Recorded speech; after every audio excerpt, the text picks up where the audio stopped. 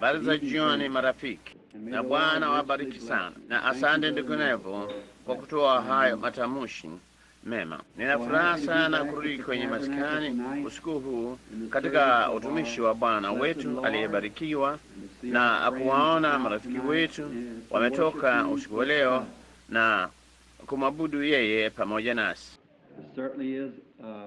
Bila shaka ni majaliwa mazuri kukutana tena upande huu wa kuja kwa Bwana, baada ya kusikia wengi sana wakiaga dunia bila kutarajiwa upesi sana. Tunashangaa tu wakati baada ya wakati ni nani atakayefuata, lakini tukiwa na dhamana hii iliyobarikiwa ya kwamba kama hakuna kinachoweza kututenga na upendo wa Mungu ulio katika Kristo, hakuna mauti wala mambo yaliyopo, wala hakuna mambo yajayo, wala mamlaka yoyote yanayoweza kututenganisha na upendo wa Mungu ulio katika Kristo Yesu. Na kujua jambo hili ya kwamba nyumba ya maskani iliyo ya dunia hii ikiharibiwa, tuna moja inayotungoja tayari, bila makao, bila starehe, na tunategemea tumaini hilo lililobarikiwa na lenye utukufu sana. Nilikuwa nikizungumza na mke wangu na Bibi Woods na hao wengine kunini hii tu niliporudi. Nilikuwa ninasema vema, inaonekana tu kama kwamba ni safari baada ya safari na mahali baada ya mahali, lakini hata hivyo inakuwa yenye utukufu zaidi. Nami nikijua ya kwamba tunafikia mwisho kule kukaribia kwa kuja kwa Bwana. Nikisema vema ni marafiki, nikizungumza na mvulana wangu tulipokuwa tunakuja barabarani juzi tukitoka kwenye Sioux Falls, Dakota ya Kusini, ndipo nilisema moja nyumbani ni mahali pazuri sana. Tulikuwa tukirudi nyumbani, nikasema tunaupenda ulimwengu huu ndio makao yetu. Huenda tusifikiri ndiyo makao, ndiyo tulizaliwa kwa ajili ya makao haya hapa. Mungu alituweka hapa, hatukuwa na njia ya kujileta hapa. Hata baba yetu na mama yetu hawakuwa na njia, hilo ilibidi eliwe mikononi mwa Mungu. Watu wengi wamefanya ndoa hawajapata kupata mtoto, lakini Mungu aliona ya kwamba tukikuja katika dunia hii, ndipo tulipokuja tulianza kukua na kuumbika katika mwili kwa atomi na nuru na kadhalika.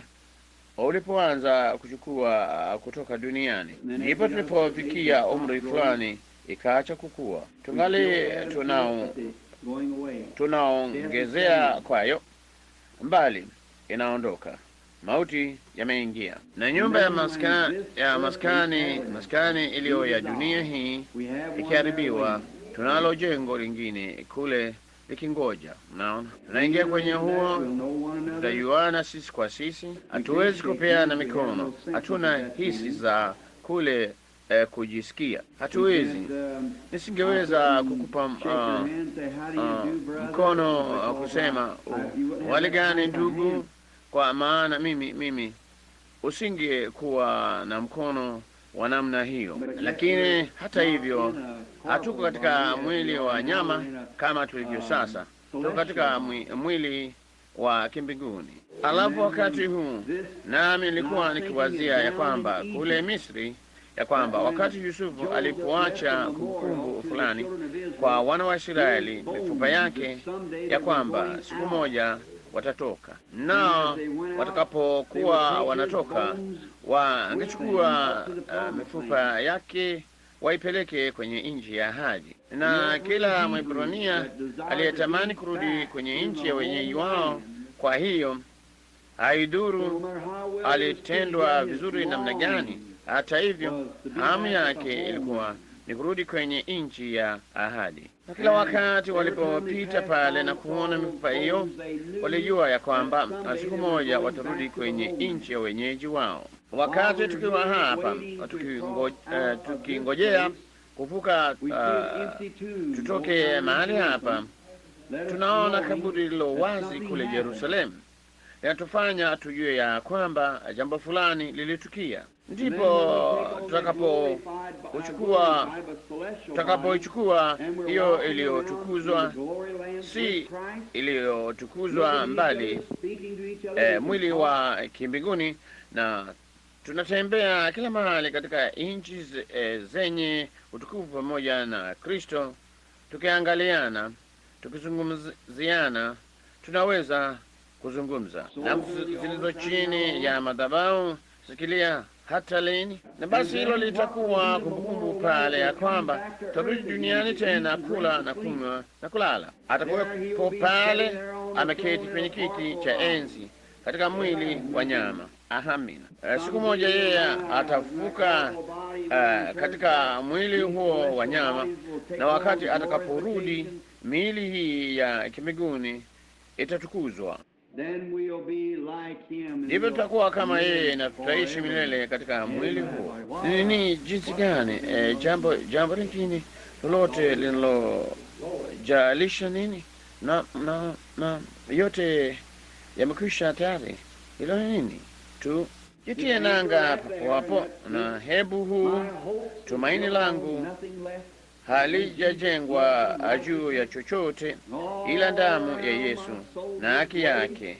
Wakati yote yanayonizunguka yanapovunjika, wakati huo yeye ndiye tumaini na nguvu zangu zote. Kristo ndiye aliyefanya jambo hilo liwezekane, si kanisa langu wala si madhehebu yangu, si rafiki zangu, bali Kristo ni Kristo. Mahali pengine popote ni sakabu ididimiayo, mahali pengine pote. Si ajabu Eddie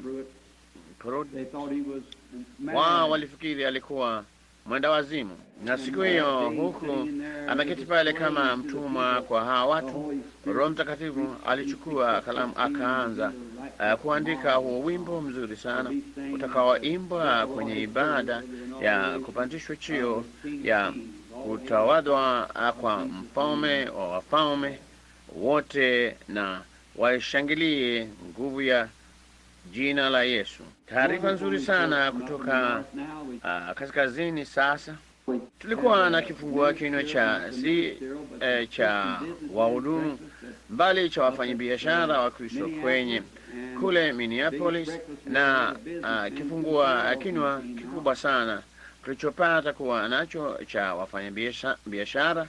Watu 2,000 walitoka wakaja, naye Bwana akatupa ujumbe. Na asubuhi hiyo katika wito wa madhabahuni, wafanyi biashara 50 walimjia Kristo na wakazaliwa mara ya pili asubuhi hiyo kwenye ibada. Hilo liliufurahisha sana moyo wangu, wafanyi biashara wakiingia. Ibada za ajabu kila mahali. Bwana asifiwe na utukufu wote kwake. Na sasa nina muhtasari mdogo hapa. Kasema nitakuwa Indianapolis lini? Tarehe 11 hadi 15 Juni nitakuwa kwenye maskani ya Kendo huko Indianapolis, Indiana. Tarehe 11 hadi 15 Juni inayotoshea watu 11,000. Kesho kutwa tutaondoka kwenda Shreveport, Louisiana, na tuwe kule mwishoni mote mwa juma huko Shreveport, Louisiana. Ndipo tutaondoka Shreveport kuelekea Houston, Texas, na tutakuwa kule siku 2 ambazo zitakuwa ni Jumatatu na Jumanne.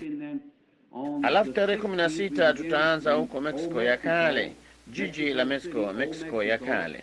Bwana Albright ndiyo kwanza aniite, nao wamepata uwanja mkubwa wa ndume kule ambao unawatoshea watu 60,000 walioketi chini, na kuna makanisa 400 yanayoshiriki yaliyojiandikisha tayari. Tunatarajia 100,000 mkutanoni, na ni mara ya kwanza jambo hili.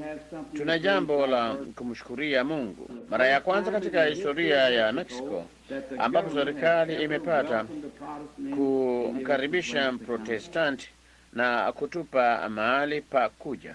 Mara ya kwanza katika historia ya Mexico Protestanti amepata kukaribishwa na huyu Jenerali Valdivia.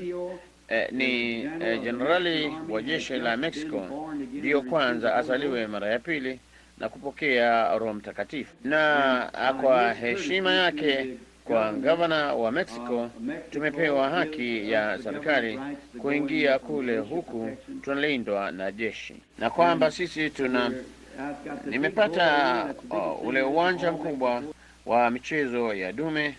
Huo ndio ulio mkubwa sana katika Mexico nzima, unatoshea watu 60,000 walioketi kuzunguka namna hii, mbali na eneo wanamopigania mwajua kule ndani. Na sisi tuliopata kwa siku 10 usiku mfululizo, moja kwa moja siku 10 usiku mfululizo. Muwe mkiniombea. Ninajisikia tu, ninasikia sauti ya mvua kubwa kule.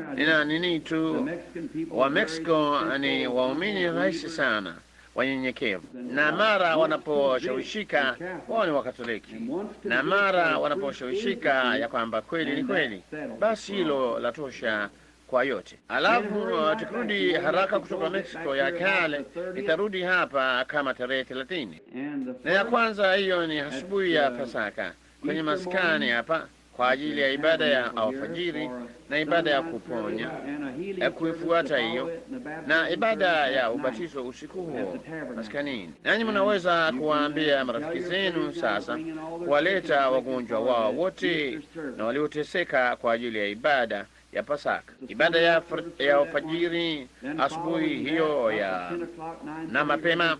Alafu baada ya jambo hilo kwenye saa 4, saa 3:30 ni wakati wa shule ya Jumapili kama kawaida. Nyote fanyeni mpango shule ya Jumapili na ibada ya kuponya kufuata hiyo ibada ya kawaida ya kuponya kama tunayokuwa nayo kwenye kampeni. Na alafu basi jiji la Mexico litakuwa ndiyo mara ya kwanza ambapo hono hili jipya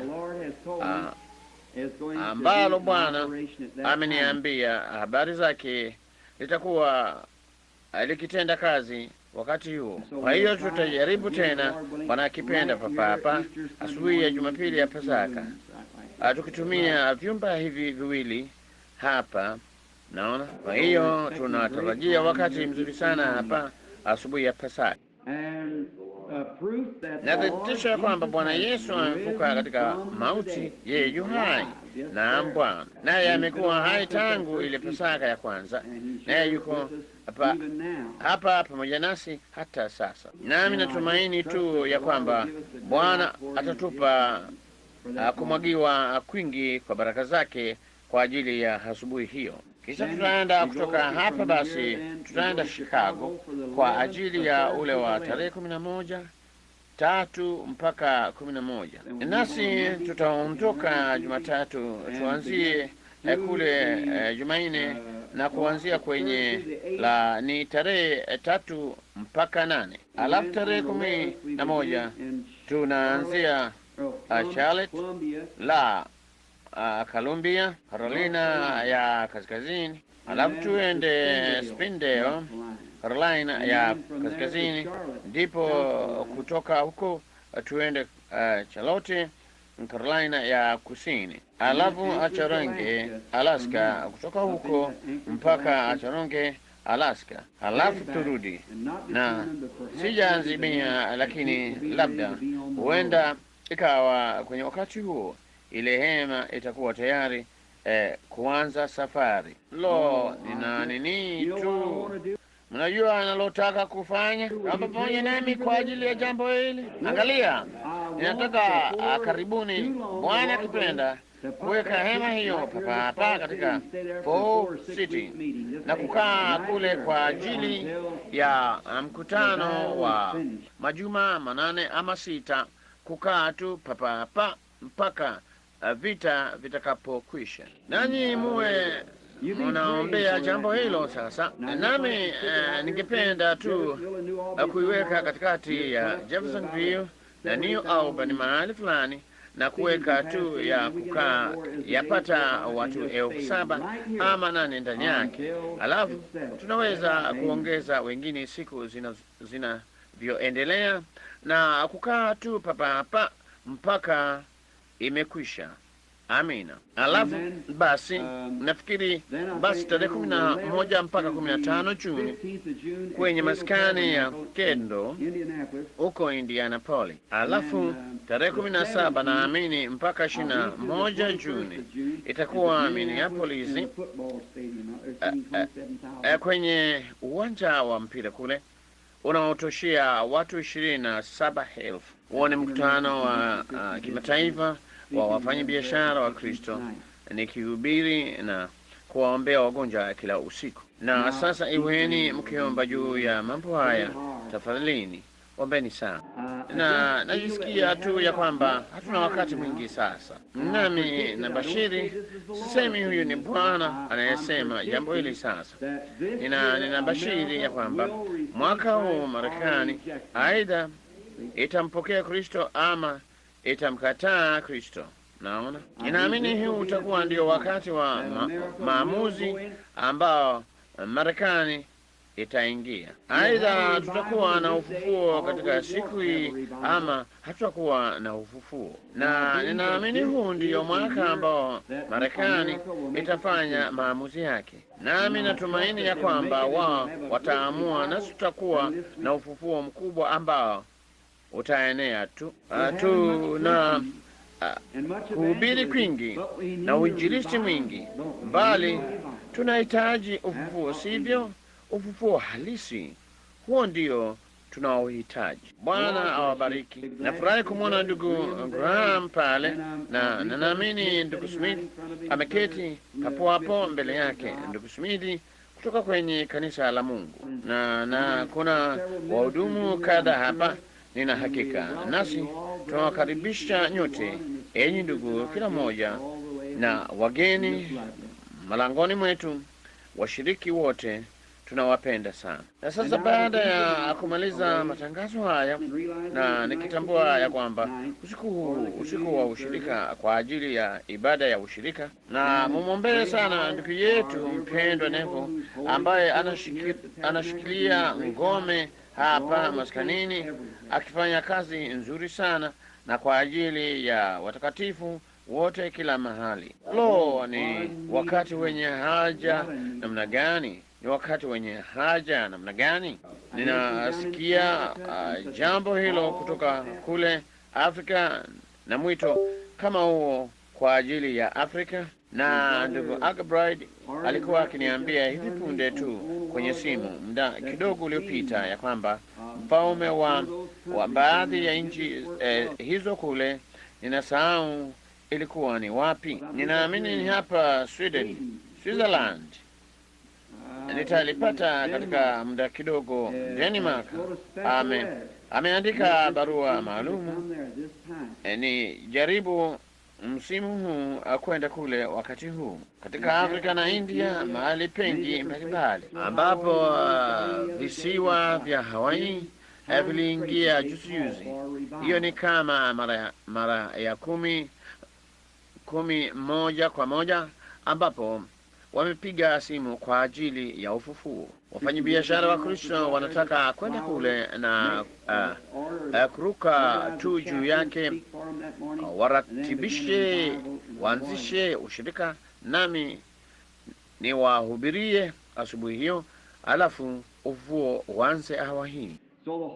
Kwa hiyo ulimwengu mzima umekuwa mtaa wetu, naona ulimwengu mzima, nasi ni watumishi wake. Kwa hiyo hebuni tu tukumbuke, enyi marafiki, ya kwamba huu huenda ukawa ndio usiku wa mwisho, huu huenda ukawa ndio mwaka wa mwisho, ama huenda ukawa ndio kizazi cha mwisho. Mnaona, hatujui, lakini hata hivyo tunajua kweli hii ya kwamba walio hai wanajua hawana budi kufa.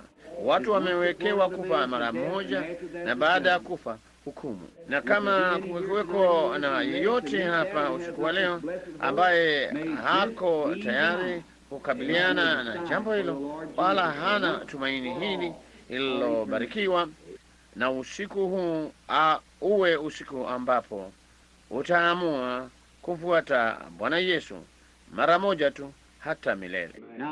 Na tuombeeni sasa. Baba yetu wa mbinguni, tunataka kushukuru wewe kutoka kwenye kilindi cha mioyo yetu, tukijua ya kwamba tunangojea hapa bila kuhangaika hata kidogo. Haiduru watengeneza mabomu mangapi ya atomiki na ni wafanyi kazi wangapi wa serikali wataweka kule kuchunguza zile ndege. Ulimwengu una wasiwasi na unatetemeka. Tunategemea tumaini hili lililobarikiwa tulilo nalo.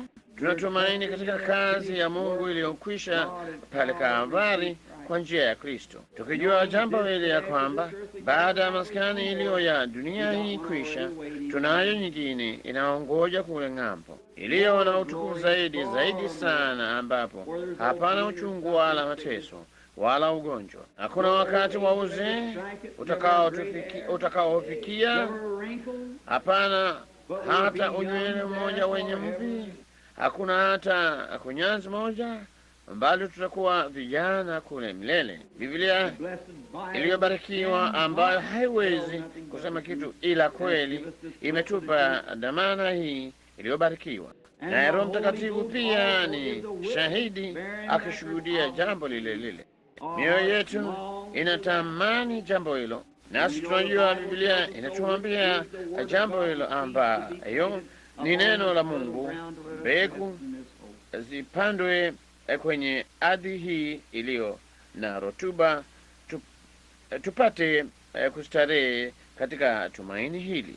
Mungu, naomba ya kwamba wewe utamkuza kila mtu usiku wa leo nje ya Kristo na kuwaleta kwenye kutembea huku kwa karibu na kuzuri sana. Waponya wagonjwa wanaoketi hapa usiku wa leo Bwana. Hapana shaka katika watu hawa wengi hapana budi pawe na mgonjwa kati yetu, nasi tunaomba ya kwamba utamponya kila mmoja. Sasa njoo kwenye neno Baba, uchukua neno ambalo ni kamba ya uhai, mizizi Bwana ya ustaarabu wote. Tunaomba ya kwamba Roho Mtakatifu atachukua kila neno na kulitia moyoni kulingana na haja zetu, na tushiriki kwenye neno, kwa maana tunaomba katika jina la Yesu, amina. Kwa ajili ya kusoma kidogo kwa maandiko usiku wa leo, kwa ajili tu ya fungu dogo, kujaribu kutafuta yaliyomo, kisha tuingie haraka moja kwa moja kwenye neno ili tupate kuwa na ushirika. Kwa kuwa kesho ni Jumatatu, najua hatupendi kufikiria mambo hayo ya kulazimika kurudi kazini, mbali hatuna budi kukabiliana na jambo hilo. Na wakati mwingi mwajua, lakini hata hivyo huu ni muhimu sana kuliko kazi na chochote kile. Naona kwa kuwa kazi yako itakwisha siku moja, nawe utakwisha pamoja nayo. Mbali kama ukiwa na uzima wa milele, hutakuwa na mwisho kamwe, ni wa milele, utaendelea kuishi daima. Wazia jambo hilo, uzima daima hauna mwisho. Wakati usioweza kupimika umepita, wewe utakuwa ungaliko. Wakati wa milioni ya miaka yatakapopita, tutakuwa tungaliko. Kwa hiyo kwa siku chache tu hapa duniani, kazi zina faida sana, ni za kutusaidia tu tunapoendelea kununua chakula chetu kidogo na kadhalika, kula ambazo hatuna budi kuwa nazo. Sasa katika Wakorintho wa kwanza sura ya 10 kuanzia aya 12, basi anayejidania kuwa amesimama na angalia si akaanguka. Jaribu halikuwapata ninyi isipokuwa lilo kawaida ya wanadamu, ila Mungu ni mwaminifu, ambaye hataki hata waacha mjaribiwe kupita vile mwezavyo, lakini pamoja na kila jaribu atafanya na mlango wa kutokea ili muweze kustahimili. Ni aya nzuri jinsi gani! Bwana naongeze baraka zake kwake. Kufanya mlango ndilo ningetaka kuzungumzia usiku wa leo. na kujua na aongeze baraka zake kwenye neno lake tunapolisikiliza neno sasa. Ni maoni yangu ya kwamba kama neno ambalo ndilo mizizi, ambayo ndicho kitu kinachoshikilia, mara nyingi katika ibada zangu za kuponya, mimi hujaribu hata baada ya walimu kupitia jambo hilo lote, mimi hujaribu kurudi na kulichukua neno na kuweka msingi. Siku chache usiku zilizopita nilipata barua ndogo ya kukosoa jambo ambalo ni sawa. Mtu fulani aliniambia akasema, ndugu Branham, wewe ni mvulana tu bado.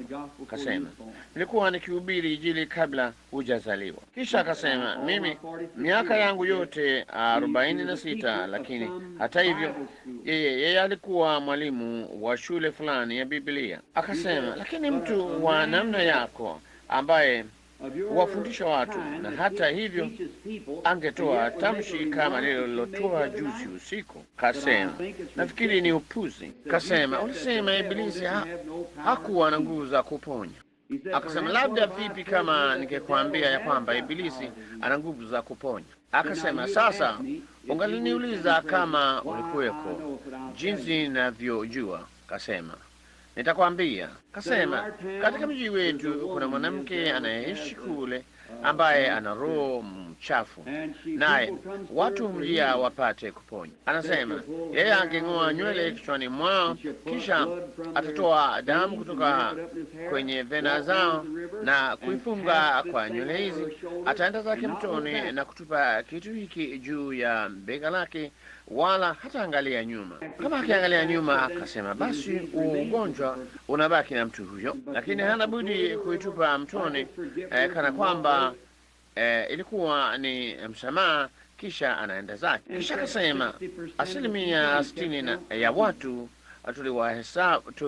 tuliwahesabu wanapona. Kasema, sasa kama Ibilisi hawezi kuponya na hayo, je? Kwa hiyo nikamjibu nikasema, ndugu yangu mwema na mpendwa, kwa heshima yote inayostahili miaka yako, unaona, heshima yote ya miaka uliofundisha, lakini nataka kuambia sasa ya kwamba Yesu Kristo alisema ya kwamba Ibilisi hana nguvu za kuponya, na kama Yesu alisema jambo hilo latosha kwangu.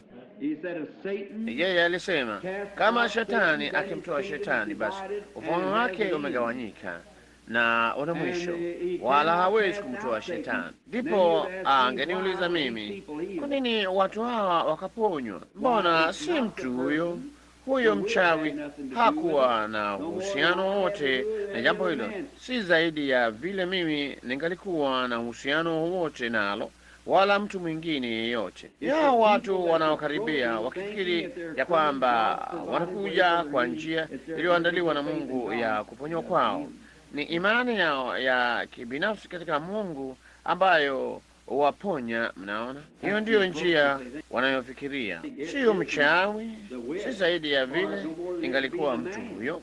Naam. Kwa hiyo basi Injili inaweza tu kwenda, ama inaweza tu kwenda jinsi neno la Mungu linavyofundishwa, nao watu wanawekea tumaini lao msingi katika neno la Mungu la milele. Imani chanzo chake ni kusikia neno. Adea hapa jijini, ndugu yangu pendwa, aliniambia siku moja, akasema, Bili, hivi ufikiri kama watu walikuwa na imani kuguza mti ule kule wangepata matokeo yale yale? Nikasema, ungewezaje kuwa na imani katika jambo hilo? Kama ungeweza kuwa na imani kiasi hicho kuamini kwamba ilikuwa ni njia iliyoandaliwa na Mungu wako kuguza ule mti, na ingefanya hivyo, basi wao wangeweza kufanya hivyo. Lakini nani aliye na imani katika mti huo? Nina imani na yale aliyosema Mungu, nami nachukua hayo tu. Kwa hiyo imani haijengwi juu ya changarawe inayodidimia ya mawazo ya miamsho, lakini imani imejengwa juu ya kanuni, neno la Mungu la milele, mwamba wenye imara. Hapo ndipo imani inapochukua msimamo wake wenye uchaji, wala haitikisiki, inapojengwa papo hapo. Sasa kufanya mlango, siamini ya kwamba Mungu huendeleza shughuli zake vivi hivi. Nisingeendeleza zangu, wewe usingeendeleza zako. Yesu hakufa pale Kalvari kusudi aseme tu vema, sasa labda watu watanisikitikia kwa kuwa nimekuja, nimeenda duniani na kuchukua mfano wa mwili, nao kweli wataokoka, labda kama wakiona jinsi nitakavyokufa kwa huzuni. Mungu hakufanya jambo hilo. Yesu alikufa kwa kusudi moja, na hilo lilikuwa ni kuwaokoa wale Mungu aliotangulia kujua wangeokoka.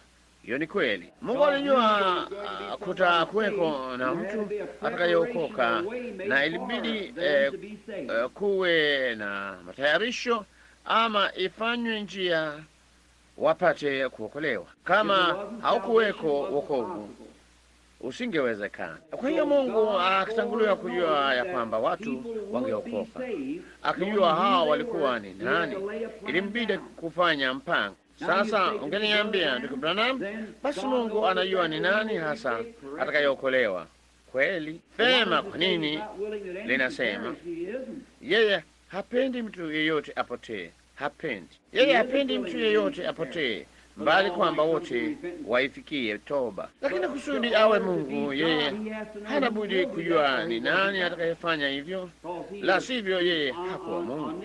Maana yeye ni mwenye nguvu zote, yeye anaenea kila mahali, yeye ana nguvu zote, anajua kila kitu, yeye yuko kila mahali na yuna nguvu zote. Kwa hiyo kutangulia kujua, huangalia nyuma na kusema ya kwamba yeye alitangulia kuona jambo hili na alijua. Hiyo ndiyo sababu yeye angeweza kujua mwisho ulikuwa nini tangu mwanzo. Na kwa hiyo tukijua ya kwamba siku hizi zote za ajabu ambazo tunaishi sasa, na kusimama na kushuhudia na kuona mambo tunayoona sasa, ilimbidi Mungu kufanya matayarisho kwa ajili ya jambo hilo. Usiku wa juzi nilishangaa sana, mwanamke mdogo alikuja jukwani mahali pale pakubwa pa dola $300,000 pale, naye alikuwa amejipodoa kidogo usoni. Akasema pale, akaanza kutetemeka. Nikasema, wewe ni Mlutheri kwa Roho Mtakatifu? Akasema, naam Bwana. Ndipo nikasema, uko hapa upate kuombewa, na sababu ya wewe kutembea jinsi unavyotembea, magoti yako mawili yalikuwa yamevunjwa. Nikasema jambo hilo lilisababishwa na ajali ya motokaa, na motokaa uliokuwa unaendesha miaka 4 iliyopita. Akasema hiyo ni kweli. Akasema daktari wako ni jamaa mdogo fupi mwenye upara na anavaa miwani. Akasema hiyo ni kweli. Nami nikasema yeye anakutibu kwa sababu magotini mfupa umeambukizwa na hata nyama za mfupa huo zinaoza. Mwanamke akasema hiyo ni kweli. Kisha akasema kuna tumaini lolote kwangu? Akasema hiyo inategemea utakavyomjia Bwana Yesu. Nikasema, akasema waweza kunisaidia? Nikasema la mama, hakuna mtu anayeweza kukusaidia sasa, bali inakubidi kujisaidia mwenyewe kwa baraka alizotoa Mungu kwa ajili yako. Naye akasema sasa naamini kwa moyo wangu wote. Nikasema Bwana alikuponya dada, ni Bwana hasema hivi, umeponywa. Akasema Bwana Branham, sijaweza kupiga magoti. Akasema kwa muda wa miaka 4, huku analia, amesimama pale akisugua mikono yake, na kusanyiko kubwa la watu wanalia wakimwangalia, Walutheri, Wapresbiteri. Hivyo nikasema mbona usishuke uende madhabahuni na kupiga magoti? Akasema hebu nipige magoti papa ambapo nimeponywa. Hakuwa amesogeza miguu yake, mbali alijua ameponywa. Kitu fulani kilitukia, naona alijua jambo hilo, hapakuwepo na kukisia kokote. Nikasema piga magoti, na kwa mara ya kwanza katika miaka 4, huku magoti yote mawili yamevunjika na ganzi yamefanywa, mifupa imeshikamana. Mwanamke huyo kama kijana mwanamke alipiga magoti, huku majozi yanatiririka mashafuni mwake, akainua mikono yake kwa Mungu. Vema, aliruka moja kwa moja kutoka mahali pale kwa urahisi tu kama msichana mdogo, na akachuchumia akatoka jukwani. Ilikuwa ni nini? Mungu alifanya njia kwa ajili ya jambo hilo. Sasa yeye aliwatuma madaktari, hiyo ni kweli, na madaktari ni sawa, nao walikuwa wamefanya yote walioweza, lakini Mungu alikuwa amefanya mlango. Jambo hilo hilo, naona baada ya madaktari kushindwa katika njia yake, njia ya Mungu iko juu zaidi ya njia yetu. Ni jambo la ajabu jinsi gani! Sasa kuwazia usiku wa leo ya kwamba wewe na mimi hatutaki kufikiri jambo hilo, bali kweli tumepata malezi ya kilimwengu, tuseme kama nguruwe, na usiku wa leo tumekuwa watakatifu. Jambo fulani lilipaswa kufanywa. Sasa tusingeweza kwenda mbinguni kama nguruwe, ingetubidi kwenda mbinguni kama watakatifu.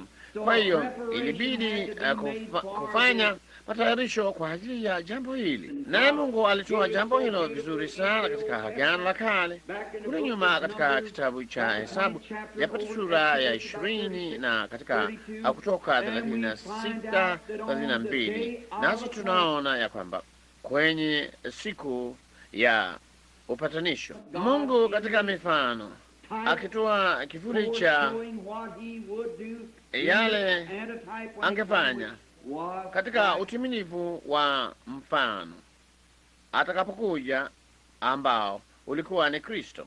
Kuhani mkuu aliamriwa kuchukua mbuzi wawili, mbuzi wadogo, na kuwapeleka wawe upatanisho, sadaka na fahali kwa ajili ya jamaa yake mwenyewe. Na wengi wenu enyi wasomaji hapa na wasomaji wa Biblia tunajua jinsi tu ule upatanisho ulivyokuwa. Lakini basi mbuzi moja ilibidi kura ifanywe, na kura ikamwangukia mbuzi moja ikafa. Halafu damu ya mbuzi huyo ikawekwa juu ya yule mbuzi mwingine, huku mikono ya kuhani mkuu akikiri dhambi za watu juu ya mbuzi aliye hai. Ndipo mtu aliyestahili alimchukua huyo mbuzi aliye hai chini ya mkono wake, akaenda zake jangwani, ambapo huyo mbuzi ingembidi kuangamia na kuenda mahali pa upweke, mahali pa mbali. Hapana tena katika hali hiyo kurudi kwenye jamaa yake tena, bali atatengwa milele, akiziondolea mbali dhambi za watu. Sasa najua wanachuoni wengi labda wameketi hapa, na hasa sana kwa Sabato, wao husema ya kwamba mbuzi mmoja alikuwa ni Kristo na huyo mwingine alikuwa ni Ibilisi. Sasa ndugu, sina budi kukubaliana kidogo na jambo hilo. Hatuwezi kumtolea Ibilisi sadaka. Mbuzi hao wawili walimwakilisha Kristo. Wote wawili walikuwa Kristo. Kristo ni nini tu? Yeye alimwaga damu kwa ajili ya dhambi zetu, kisha akachukua yeye mwenyewe akaziondolea mbali. Ibilisi hawezi kuzichukua dhambi zangu. Kristo ndiye mwenye kuzichukua dhambi zetu. Lifahamu jambo hilo, ndipo imani yako haitasogea. Kristo ndiye mwenye kuzibeba dhambi zetu na dhambi za ulimwengu. Kristo ndiye yule mnyama aliyekuwa anakufa msalabani. Sikilizeni, mwana kondoo aliyechinjwa tangu kuwekwa misingi ya ulimwengu. Na mifano pekee tulikuwa tukipata sehemu ya faida, tukijua ya kwamba utimilivu wa mfano utakuja siku moja. Kwa nini alichinjwa tangu kuwekwa misingi ya dunia? Maana Mungu alijua katika nia yake jinsi mambo hayo yangekuwa, na jinsi kanisa lingekuwa, na jinsi kila kitu kingekuwa, naye akanena neno. Na wakati Mungu anaponena neno, ni kama tu limetimia papo hapo.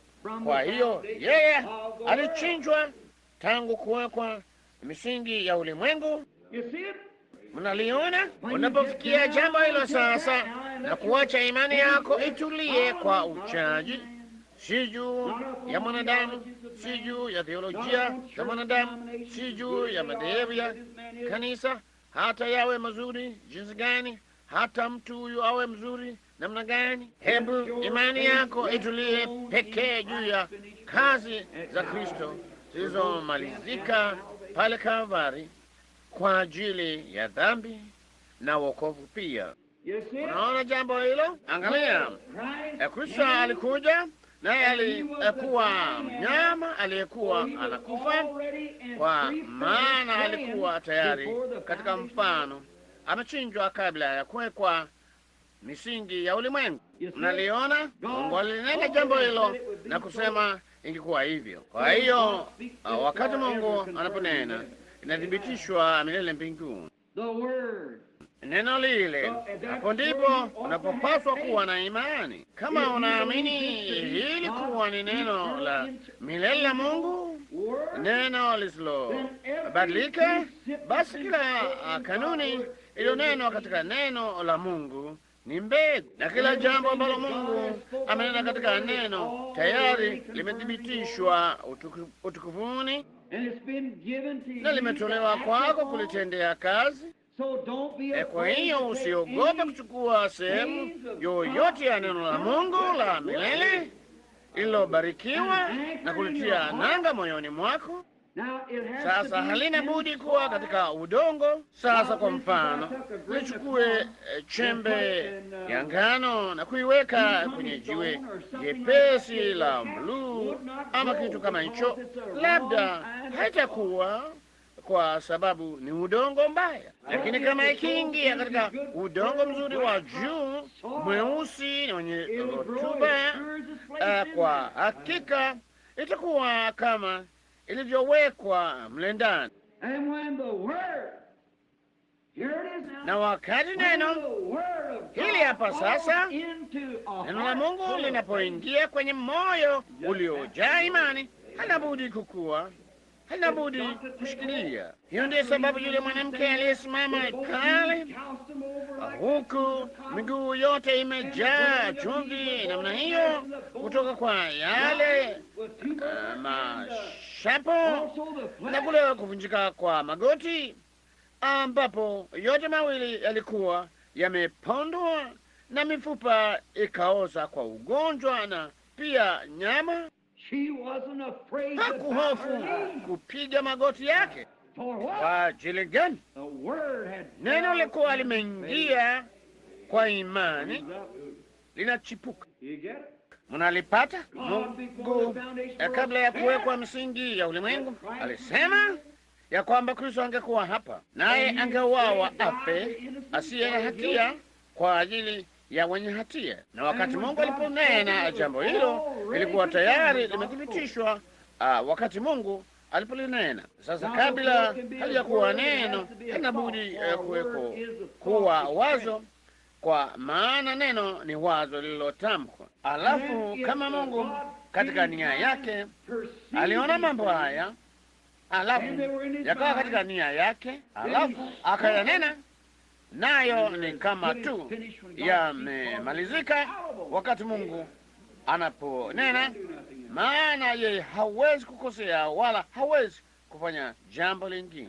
Alafu nia ya Mungu, kama Mungu aliwapokea wenye dhambi kule nyuma katika msingi wa kukubali sadaka ya kuteketezwa, sadaka iliyotolewa, hana budi kufanya jambo lile lile leo, la sivyo yeye alikosea alipomchukua mwanadamu wa kwanza kwa msingi huo. Kama Mungu aliwaponya wagonjwa kule nyuma juu ya msingi wa damu iliyomwagika ya nyama, juu ya msingi wa upatanisho, yeye hana budi kufanya jambo lile leo, la sivyo alikosea alipomponya huyo mtu wa kwanza. Unaona, yeye hawezi kubadilika. Sisi hukua, tunakomaa, tunaona mambo mazuri zaidi, tunazungumza juu ya mambo mazuri zaidi, tunavaa nguo bora zaidi, tunaendesha motokaa nzuri zaidi, tunaendelea. Lakini Mungu hawezi kuendelea katika njia hiyo, kwa maana alikuwa mkamilifu kwanza, na ukamilifu hauwezi kuendelea tena. Ni mkamilifu tayari. Amina. Kwa hiyo haimbidi yeye kusema vema, huu ni wakati tofauti, tuna mawazo bora zaidi sana. Kama ndivyo ilivyo, yeye hawezi kuwa Mungu. Kwa hiyo kama yeye ni Mungu, yale aliyonena kule nyumba hana budi kudumu nayo, kwa maana yeye alikuwa mkamilifu huko na ni mkamilifu sasa. Unaona jambo hilo?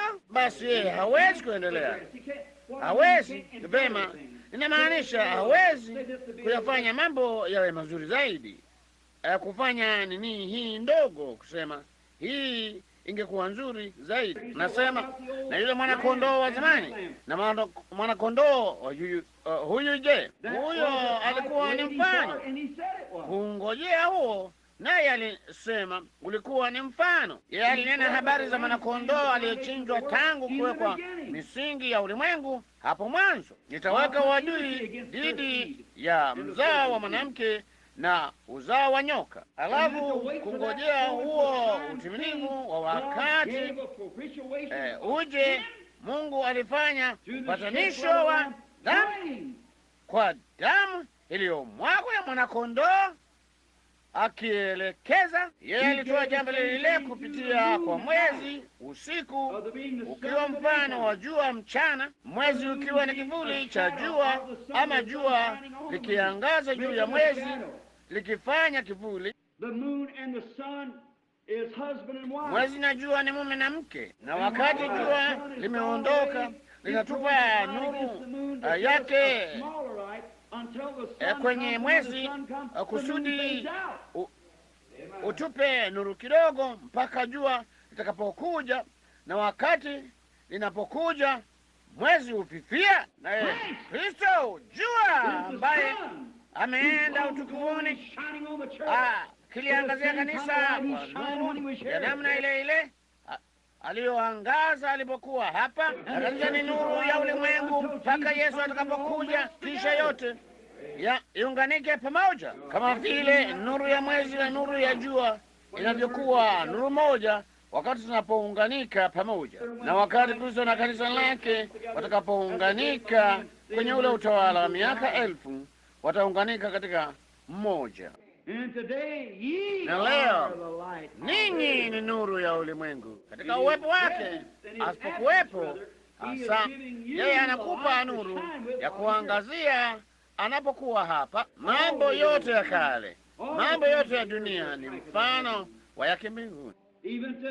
Hata buibui na mijuzi na nyoka na kadhalika ni mifano tu ya pepo wachafu wakirudisha nuru yao. Kwani kanza ikaitwa kansa kwa sababu ina mfano wa kaa, nalo neno kanza maana yake ni kaa. Sasa unaona mambo haya yote ambayo ni mifano na vivuli. Kwa hiyo yule mbuzi wa Azazeli aliyepelekwa nyikani katika mahali pa upweke, akatengwa na wenyeji wenzake, akibeba dhambi za watu juu ya kichwa chake. Alikuwa ni mfano wa Kristo akitenganishwa na Mungu na kutoka katika uwepo wake, naye akazibeba dhambi zetu hata kuzimu. Na kule Mungu hangemtoa. Daudi alisema, sitamtoa mtakatifu wangu auona uharibifu, wala si kuachia kusimu nafsi yake. Na katika siku ya 3 alifuka tena tupate kuhesabiwa haki. Bali yeye alikuwa mfano wa mbuzi yule Azazeli, na pia yule mbuzi wa sadaka ya dhambi, Mungu akifanya matayarisho na njia iliyoandaliwa. Mungu daima hufanya mlango wa kutokea kila wakati. Magonjwa hutusukumia pembeni, shetani hukufinyia mahali fulani. Unapokuwa Mkristo, labda umekuwa mcheza karata, mnaliona karata ziko mezani. Endelea Yohana, unajua iko ndani yako. Shetani yuko hapo kukujaribu, lakini Mungu katika kila wakati atafanya mlango wa kutokea, iwapo tu utaukubali tu. Labda umekuwa mlevi na glasi iko chini ya pua lako. Endelea Yohana. Sasa kama unataka kusikiliza sauti hiyo, utaenda moja kwa moja kwenye matapiko yako tena. Lakini Mungu daima yuko. Elekeza nia yako mbinguni na uangalie Calvary na useme, Roho Mtakatifu aliyebarikiwa, njoo kwangu, nina haja. Tazama kitakachotukia.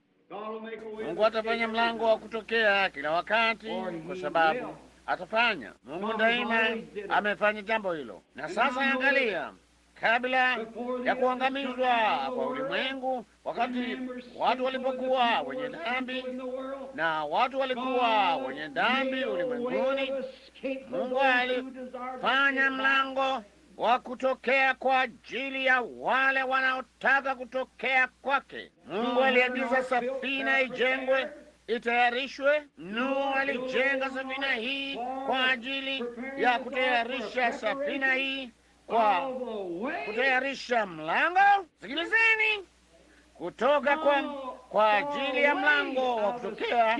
Amen. Hasira ya hukumu ya Mungu ilikuwa ikirundikana mbinguni, kumwagwa juu ya taifa lenye dhambi na watu wenye dhambi ambao waliukataa na wenye shingo ngumu, wasiotii amri za Mungu. Wakati wote hasira hii ilipokuwa ikirundikana mbinguni, kumwagwa juu ya watu katika hukumu, Mungu mwenye rehema alifanya mlango wa kutokea kwa ajili ya wale waliotaka kutokea mle. Mlango wa kutokea. Sasa tumekuja kwenye mahali tena ambapo hukumu zinalundikana, na kama siku hiyo kabla ya ile gharika, jinsi ilivyo zaidi sana leo, wakati mwisho wa historia ya wakati wa mwisho wa historia ya mataifa, na ilikuwa ikifikia upeo wake. Ni zaidi sana vipi hasira ya Mungu juu ya mamilioni ya watu wengi zaidi, ikirundikana pamoja mpaka dhambi imejaa ulimwenguni, mpaka inapepesuka kama mlevi anayeyumbayumba akienda zake nyumbani kabla.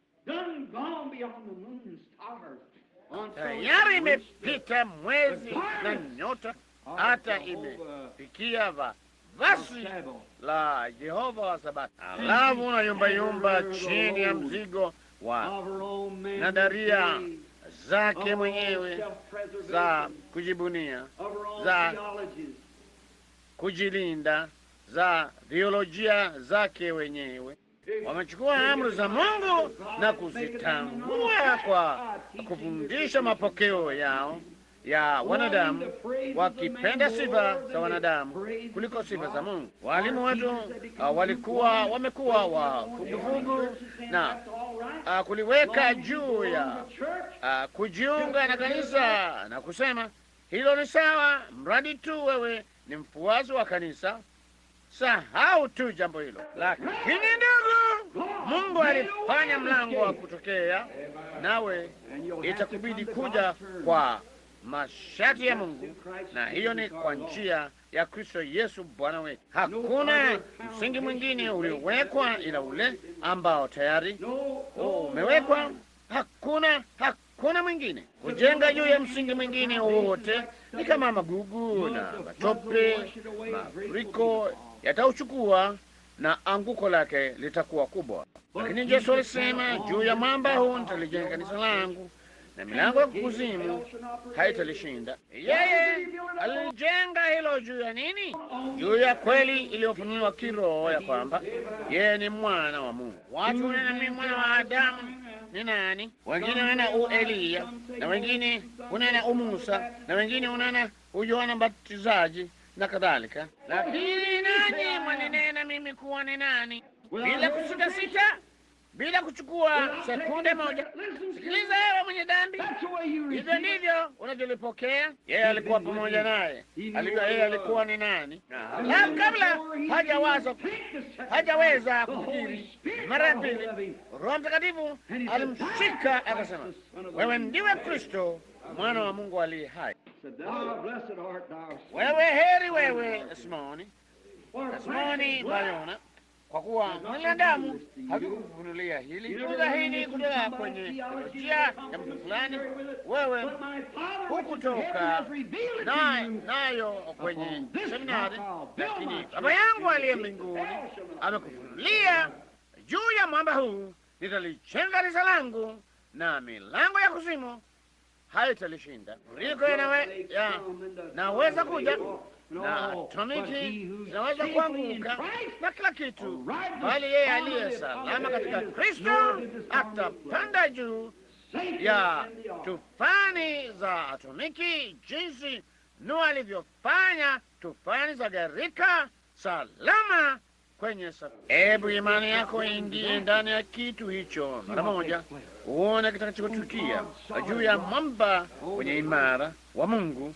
Juu ya hiyo mifano, Mungu hufanya mlango wa kutokea kila wakati. Anabudi kufanya mlango wa kutokea. Ujapo wakati wa dharura, Mungu ni Mungu.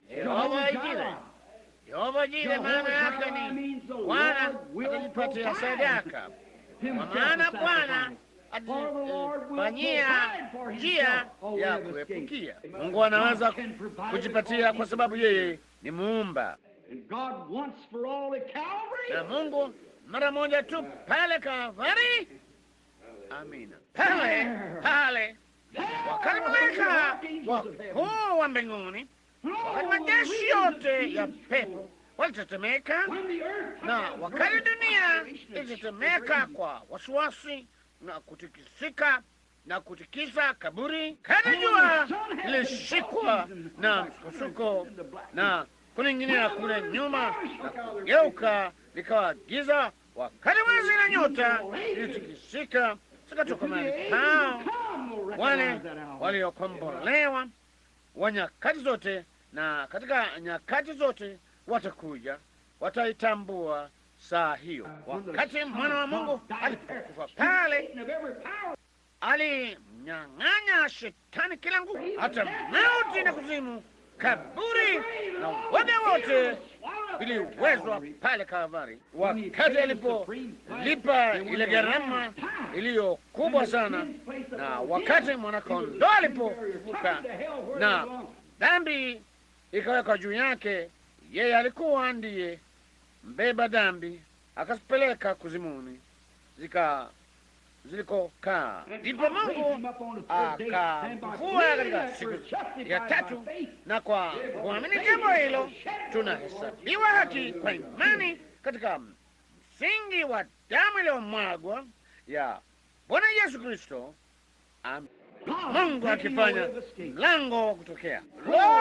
Ndugu, unapoona ile, sikia gari la kubebea wagonjwa likitoa sauti, kila unaposikia moja ni alama ya kwamba unaelekea kwenye njia hiyo. Kila unapopitia kaburini ni alama unaelekea kwenye njia hiyo. Kila wakati kunyanzi inapotokea usoni na unywele wenye mvi kichwani ni alama unaelekea njia hiyo. Sio ajabu basi Paulo angeweza kusema akiwa na lile tumaini halisi lilo imara na kuimarishwa ndani yake namna hii. Jamani, wakati alipofikia mwisho wa safari yake alisema, nimepiga vita vilivyo vizuri, mwendo nimeumaliza, imani nimelinda.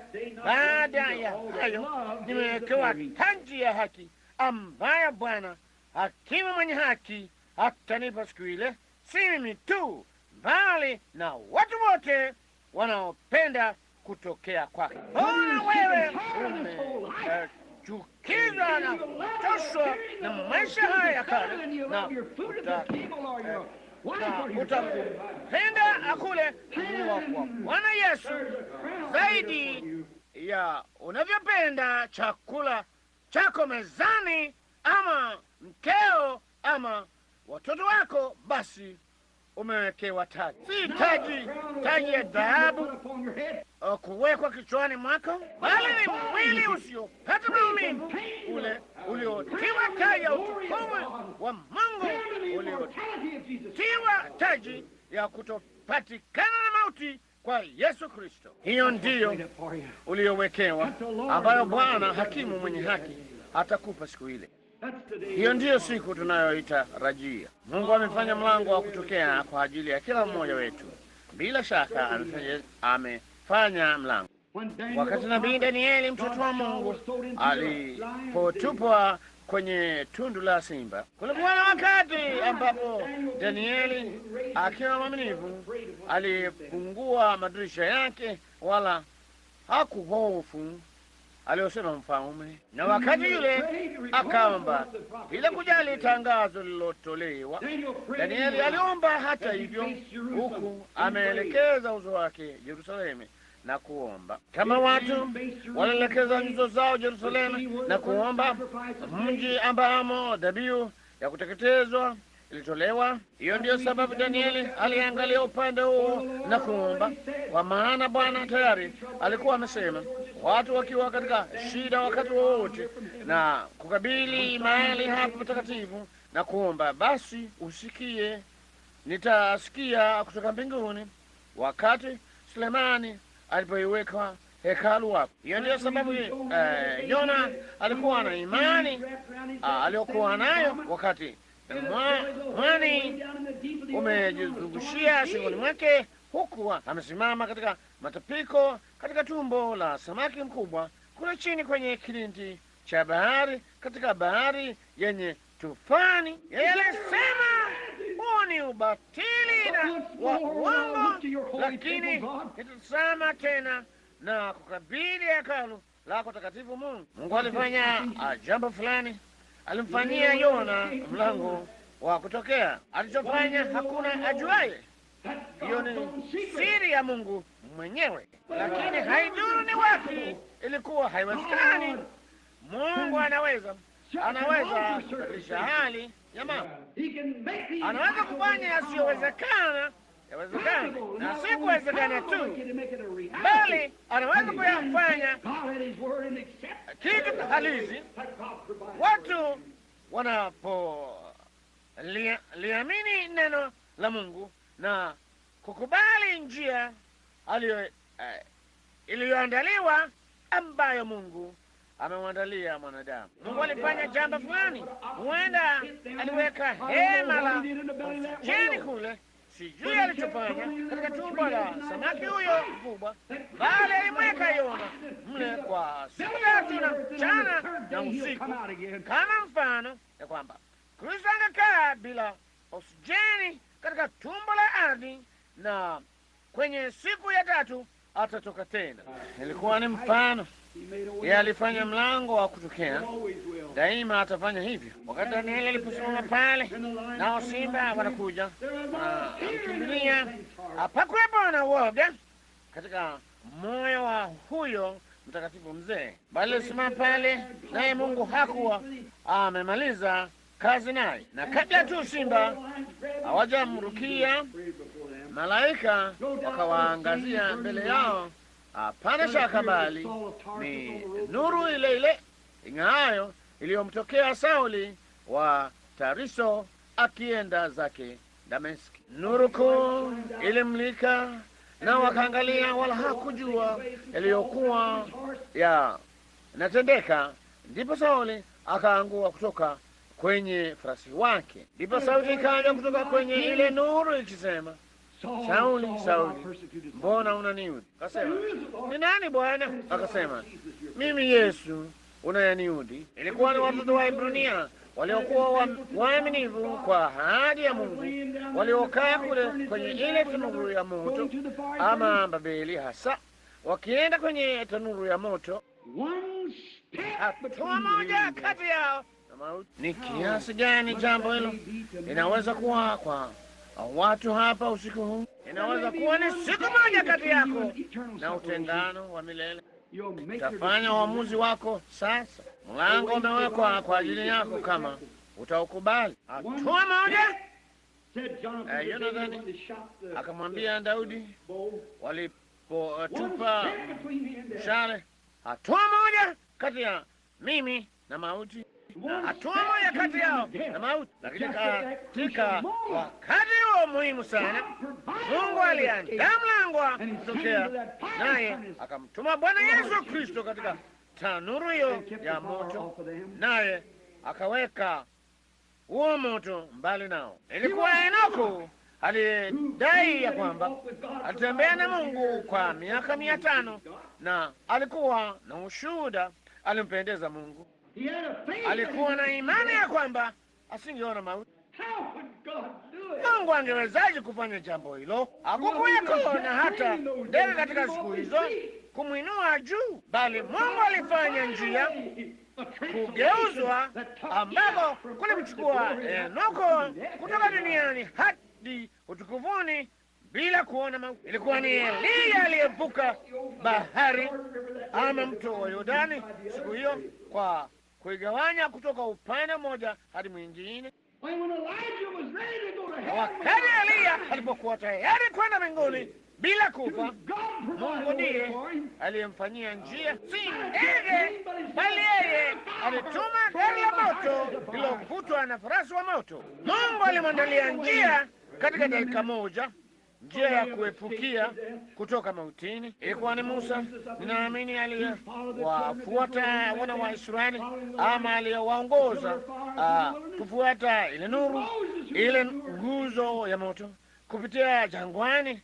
Ilikuwa ni Musa aliyevumilia mpaka mwisho. Ilikuwa ni Musa mwenye umri wa miaka 120 baada ya miaka 80 ya kumtumikia Mungu, alisimama juu ya mlima na kuangalia kwenye nchi ya ahadi, huku machozi yanatiririka mashavuni mwake, ya mzee mwenye umri wa miaka 120. Alikuwa amepitia kwenye viwanja vya miiba, alikuwa amepitia kwenye maji yenye kilindi, alikuwa amenywea kikombe cha uchungu, kikombe cha siki na hofu. Alikuwa na watu washutii kama mchungaji wao. Alikuwa anaongoza kutoka mahali na kuvumilia manunguniko yao, na akajitupa kwenye pengo na kusema, Mungu, nitwaa mimi kabla hujawatoa. Ilikuwa ni Musa aliyesimama pale kama mzee, akijua ya kwamba kwa kila hali alikuwa ni mfano wa Kristo, akijua kwa vyovyote, kwa njia fulani, Mungu hakika angemchukua, maana ilimbidi kumwinua tena kama mfano wa Kristo. Yeye alizaliwa kama nabii, kama Kristo, na si nabii tu, bali kiongozi na kadhalika. Alifichwa kwenye manyasi, na vivyo hivyo Kristo alipelekwa Misri. Yeye alikuwa mtoa sheria kama Kristo alivyokuwa kwa mlima wa Mizeituni, ambaye aliishi kutoka Sinai. Kwa kila hali yeye alikuwa mfano wa Kristo, na wakati alipokuwa mzee na mauti yamemkazia macho, yeye angewezaje kuleta ufufuo? Lakini wakati ule muhimu sana ulipowadia, Mungu aliandaa njia. Wakati pumzi ilipokuwa inaondoka na kugumia kooni mwake, aliangalia hapa ule mwamba umesimama karibu naye. Mungu aliandaa mwamba. Mwamba alikuwa ni Kristo Yesu ambaye alikuwa jangwani. Musa alistahimili ule mwamba. Mungu, nipe neema kuvumilia jambo lile, na wakati pumzi ya maisha yangu inafuta kutoka kwenye mwili huu, nijalie niuone ule mwamba amesimama pale. Akasimama juu ya mwamba, na malaika wakaja akamchukua. Miaka 800 baadaye, yeye alikuwa amesimama kule Palestina pamoja na Eliya, amesimama pale akizungumza na Yesu kabla ya ule msalaba. Mungu alifanya mlango wa kutokea. Mambo mawili yaliyo makubwa sana katika Agano la Kale ninayoweza kuona katika unabii. Mafarakano mawili makubwa yalikuwa haya. Watu walikuwa waliutazamia wakati ambao Masihi angekuja, alafu baada ya Masihi kuja waliutazamia wakati ambao Roho Mtakatifu angekuja. Hatimaye katika wakati ufaao, mifano yote kule nyuma ambayo walikuwa nayo kupitia kwa manabii na kila kitu, mifano yote na upatanisho waliokuwa nao, hatimaye Masihi akaja na ilikwisha, kwa maana Mungu alikuwa amesema hivyo. Ndipo akautazamia wakati wa kanisa kuu na lenye utukufu, ambalo lingekuwa bila waa wala kunyanzi, ambalo lingeangaza duniani kama nyota. Wao waliutazamia wakati huo utakuwaje. Yeye alikuwa amekufa kwa muda wa siku 3 usiku na mchana, akafufuka tena, akawatokea watu 500, kisha akapaa mbinguni, na aliwaacha duniani hapa peke yao. Ili ingekuwa ni kanisa tukufu namna gani wakati kiongozi wao alikuwa ameondoka. Mungu aliahidi kanisa lingekuwaje nuru ambayo ingeng'aa mahali pake baada ya yeye kuondoka. Wakati aliposema pale, muda kidogo na ulimwengu hautaniona tena, bali ninyi mtaniona, kwa maana nitakuwa pamoja nanyi hata ndani yenu, hata ukamilifu wa dahari. Mambo nifanyayo mimi, nendeni ulimwenguni mote mkahubiri Injili. Ishara hizi zitafuatana nao waaminio. Wanawezaje kufanya jambo hilo huku Kristo hayuko pamoja nao? Wangewezaje kufanya jambo hilo wakati Mungu aliwapa ahadi? Lakini angalia, Mungu aliandaa Pentekoste wakati Roho Mtakatifu mwenyewe alishuka na kuchukua mwili wa binadamu baada ya wao kusafishwa kwa upatanisho wa Bwana Yesu Kristo, naye Roho Mtakatifu akatoa mamlaka juu ya mtu huyo na kumtuma, na ishara na maajabu na miujiza ikafuata. Mungu aliandaa njia. Wasingeweza kufanya jambo hilo wao wenyewe. Wao walikuwa ni wanadamu kama mimi na wewe. Wangewezaje kufanya jambo hilo? Wasingeweza. Lakini Mungu aliandaa njia ya kuepukia. Wakati walipokuwa katika chumba cha juu, wakifikiri watu wangewafanyia mzaha, wakifikiri wangekuwa hiki kile ama kinginecho, walikuwa wamefunga madirisha yote na milango imefungwa. Wangefanyaje jambo hilo? Wao walikuwa waoga, hawakuwa na uti wa mgongo, walikuwa na uti mtakatifu wa kuku, wala si uti halisi wa mgongo wa Roho Mtakatifu. Walikuwa wamefunga milango, walikuwa wanaogopa. Wao waliogopa kutoka nje na kukabiliana na umma. Wangewezaje kufanya jambo hilo? Lakini Mungu alituma Pentekoste, ubatizo wa Roho Mtakatifu. Kwa ghafla wakafungua madirisha na milango, nao wakaenda zao mitaani. Mungu aliahidi. Mungu anapoahidi, Mungu atatimiza neno lake. Yeye atafanya mlango wa kutokea. Yeye kamwe hatawaachilia mjaribiwe zaidi ya kitu chochote ambacho asingefanya mlango wa kutokea kwa ajili yenu. Atafanya hivyo. Sisi hapa tumeishi tukipitia siku yenye huzuni, yenye mawingu, yenye mvua. Kanisa liko nusu ndani na nusu nje. Hawajui wanavyoweza kufanya jambo hili na wanaweza kufanya nini. Wao hawakuwa na nuru, lakini nabii alisema itakuwa nuru wakati wa jioni. Inawezaje kuwa tuna kanisa katika siku hii, kanisa hilo tukufu litakalokuwa hapa duniani wakati Yesu ajapo kulichukua kanisa tukufu, kutokea mvua ya vuli kule kumwagiwa. Sehemu maradufu ya Roho Mtakatifu anakuja duniani na inaenea katika kila taifa, na mioto ya ufufuo inawaka juu ya kila kilima, katika Uchina, Japani, kutoka Korea, Afrika yenye giza na kila mahali. Roho Mtakatifu anamwaga juu ya watu. Mungu alifanya mlango. Macho yangu mapofu yaliponywaje? Mungu alifanya mlango. Haleluya! Na Bwana yeye daima atafanya mlango. Na kwa ninyi hapa mlio duniani leo, ninyi mnaongoja ile faraja, ninyi ambao ni wasafiri na wageni, iweni kama Daudi. Daudi alikuwa anaenda vitani. Yeye hakuenda amefadhaika. Yeye hakuenda na alama nusu nusu. Hakuenda akifikiri labda itafanya jambo hilo, bali yeye alingoja kwenye vijiti vya miparosadi mpaka baada ya kitambo kidogo ikawa kimya kabisa, hamna kitu kinachosogea. Baada ya muda kidogo, huku nyuma kabisa, akasikia majani yakianza, sauti ikazidi kuwa kubwa. Baada ya kitambo kidogo, uvumi mkubwa wa upepo ukamtangulia. Alijua huyo alikuwa ni Mungu na jeshi takatifu la malaika likimtangulia, naye akachomoa upanga wake na kuingia vitani, akamfukuza adui. Ndugu, usiruke na kufikiria jambo fulani wakati hauko tayari kwenda bado.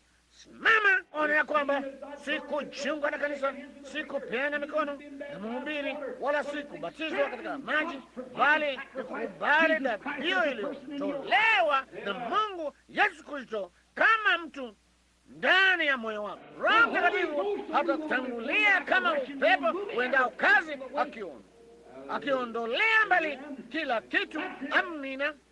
Jambo ndilo hilo. Alafu muwe wa Kristo, ninyi mlio njiani, iweni watu wacha Mungu halisi. Huo utatokea hapa karibuni sana, mkutano mkubwa wa hema. Ninaweza kuona tu. Kweli unataka kufanya nini?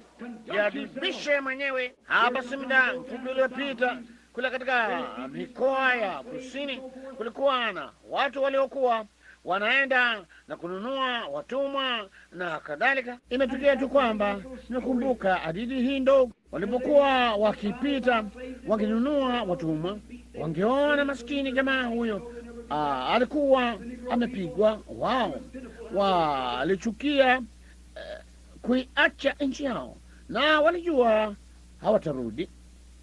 Wanigro, ni jambo la kusikitisha jinsi walivyotendwa. Siku moja ikawa kwamba waliona jamaa mmoja mdogo aliyekuwa amerudisha mabega ya kinyuma. Haikuwa lazimu kumpiga, la bwana. Wanunuzi fulani wakapita pale, kasema, hebu nimnunue mtumwa yule. Akasema hauzwi. Akasema vema, kwa nini? Kitu gani kinamfanya awe tofauti sana? Yeye ni bosi wa wengine. Kasema la. Kasema kitu gani kinamfanya tofauti? Unampa chakula bora zaidi? Kasema la, yeye anakula pamoja na hao wengine. Kasema ni kitu gani kinamfanya tofauti hivi? Kasema ilitokea kwamba nilipata kujua ya kwamba baba yake ndiye mfalme wa hilo kabila. Yeye yuko kwenye nchi ya mbali, angali anatupa mabega yake nyuma. Yeye ni mtu aliyezaliwa kifalme, baba yake ni mfalme, ingawa alikuwa mgeni. Babake ni mfalme. Baba yangu ni tajiri wa manyumba na mashamba. Yeye anashikilia mali ya ulimwengu mkononi mwake, na marijani na almasi na fedha na dhahabu, makasha yake yamejaa. Yeye ana utajiri usiosemeka. Sisi hawa watu hapa wa maskini tuna thibitisho lisilokosea la kufuka kwa Bwana Yesu, pamoja na ufufuo ulioenea nchini mote, kutoka mahali padogo kama hapa, si zaidi ya lile hori la Bethlehem, na labda padogo zaidi. Mbali kupitia hapa, Mungu ametuma ufufuo mkuu uliowavuta makumi elfu, naam, hata kufikia mamilioni, ukawaingiza katika ufalme wa Mungu. Hivyo nataka kuwa mwenyeji pamoja nasi. Uko tayari usiku huu, ewe mwenye dhambi, kutupa chini kutojali kwako, kutupa chini maisha yako yenye dhambi na kuyanyosha mabega yako na kujiunga na kikosi hiki cha jeshi la watu wanaosonga mbele taratibu, tukiamini ya kwamba upatanisho wa Bwana Yesu Kristo utasafisha na dhambi zote. Na tuombe tunapoinamisha vichwa vyetu. Baba yetu wa mbinguni, usiku huu tunapo kungoja wewe, tukimtumainia Roho Mtakatifu aliye mkuu wa Mungu kutenda kazi katika wasikizaji hawa na kufanya mambo ya ajabu, kwa kuwa sasa hivi tuko tayari tunapokaribia kufanya ushirika. Baba Mungu, tunaomba ya kwamba utanena kwa mioyo ya wenye dhambi usiku wa leo. Hebu waje Bwana, si kwa mamusho hasa, si juu ya hadithi fulani ya kuhuzunisha, bali juu ya neno la kweli la Mungu lisilogoshewa, ya kwamba Mungu aliupenda ulimwengu akamtoa mwanaye wa pekee, ili kila mtu amwamini asipotee, bali awe na uzima wa milele. Mungu tujalie usiku ya kwamba maneno ya Bwana Yesu katika Yohana 5:24 yatapiga kengele katika kila moyo.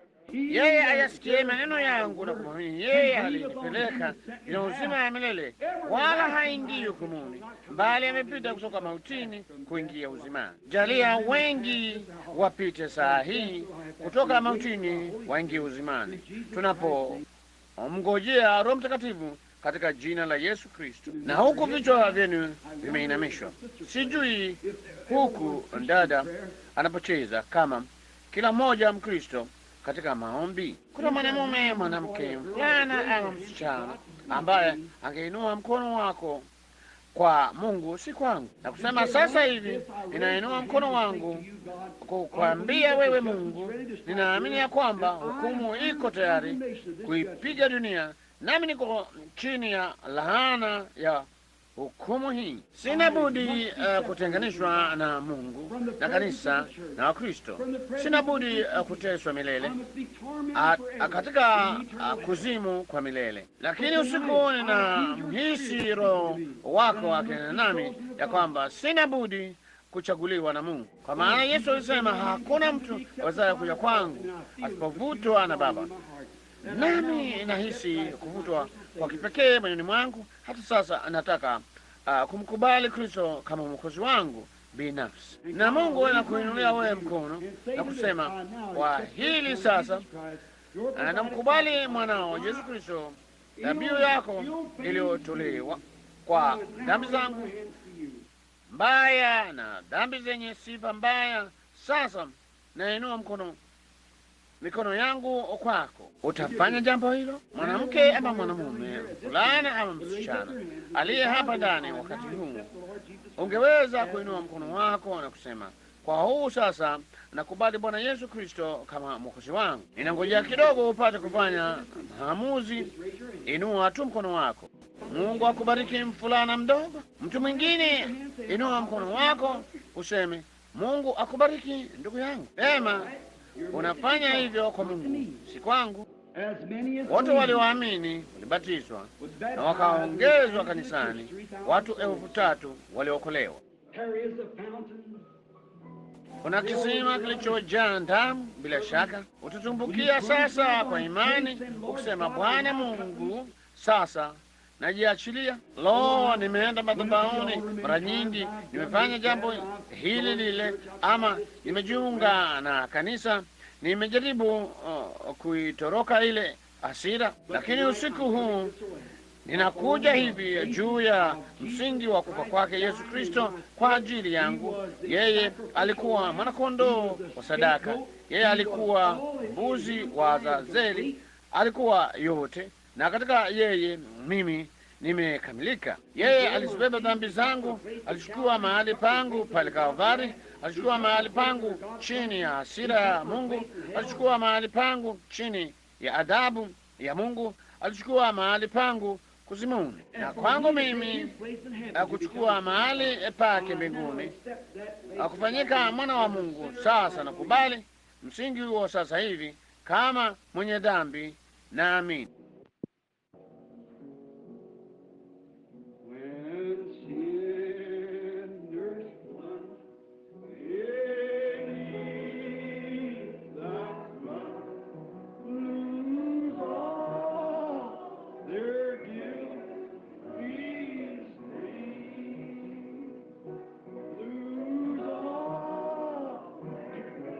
Iweni katika maombi, enyi kanisa. Wakati mtu fulani anakata kauli kwa ajili ya Bwana, ombeni. Anapoteza kiasi gani mawaa yote ya makosa yao, Myahudi, mtaifa, mtumwa ama aliye huru, mwenye dhambi ama mfuasi wa kanisa, kasisi, daktari, mwanasheria, hata uwe nani, potezeni waa la makosa yako kwa kumwamini Bwana Yesu. Mkubali yeye kama Mwokozi. Listen to this verse that we sing quietly now. The dying thief rejoice to see that at the end of the road. Asikilizeni haya hii tunapoimba polepole sasa. Ilimpa kushukuru mwivi mauti, mwishoni mwa barabara matumaini yote yamekwisha, kulitokea chemichemi. Hivi umefikia mwisho usiku wa hiari yako?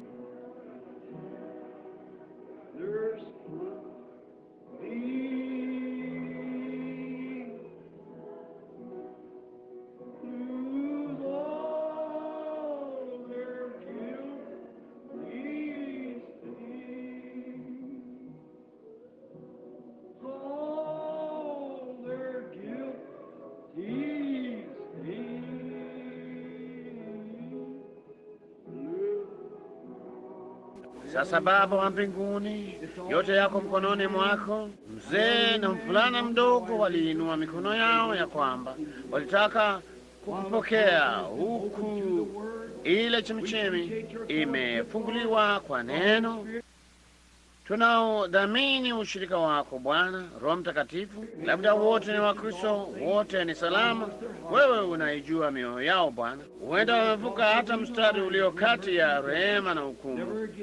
Wasitake tena akuinua mkono wao, ama wasitake tena kuwa na hisi yoyote ya kwamba wewe ungewaita. Ninaomba Baba, kama hivyo ndivyo ilivyo, uturehemu. Mungu, naomba ya kwamba wewe utamwokoa mtu huyu Bwana. Ninaomba jambo hili sasa hivi ndani ya roho yangu. Kengele za furaha za mbingu zinalia, na mvulana huyu mdogo jinsi ile ile, tukijua jambo hili ya kwamba Yesu amefanya tamshi hili, yeye ayasikia maneno yangu wa kumwamini yeye aliyenipeleka juna uzima wa milele, wala hata ingia hukumuni, lakini amepita kutoka mautini kuingia uzimani. Hilo neno lako Baba, nasi tunaliamini. Wape furaha ya milele sasa ya kwamba wameukubali uzima wa milele. Tunaomba ya kwamba wewe utayafanya maisha yao yajaye furaha na kuzaa matunda na yenye furaha. Atujalie Bwana, wabariki wengine tunapokungojea wewe, katika jina la Yesu tunaomba, amina.